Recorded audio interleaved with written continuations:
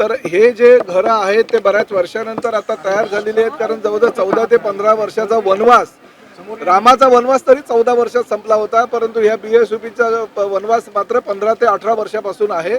आणि अतिशय प्रतिकूल परिस्थितीमध्ये बिचारे हे आमचे आदिवासी बांधव आणि इतरही समाजाची लोक ह्या बीएसयूपीच्या योजनेमुळे घराच्या बाहेर राहत आहेत.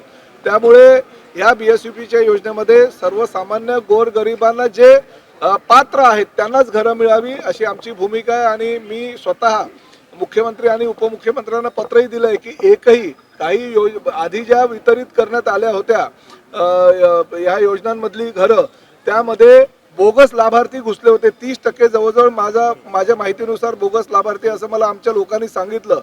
तर ह्या सगळ्या तयार झालेल्या इमारतींमध्ये खऱ्याखुऱ्या लाभार्थ्यांना मिळायला पाहिजे. आमच्या आदिवासी बांधवांना एकाच बिल्डिंगमध्ये घरं मिळाली पाहिजे. आणि त्या माध्यमातून मी आणि आयुक्त साहेब आम्ही आता आज दौरा केला आणि लवकरात लवकर विवेक भाऊंची वेळ घेऊन, माननीय मुख्यमंत्री आणि उपमुख्यमंत्र्यांची वेळ घेऊन आम्ही ह्या लाभार्थ्यांना चावे देणार आहोत. त्यांना लवकरात लवकर त्यांचं घर देणार आहोत.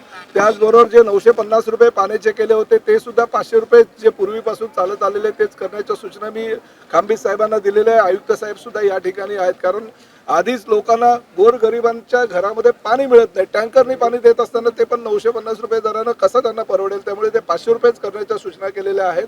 आणि बाकीची ही बीएसयूपीची योजना जी आहे ती शासन स्तरावर निर्णय लवकरात लवकर पुढील महिन्यामध्ये होईल, जेणेकरून सर्वसामान्य गोरगरीब सगळ्या लाभार्थ्यांना आम्ही या ठिकाणी घरं देण्याचे निर्णय हा घेतलेला आहे.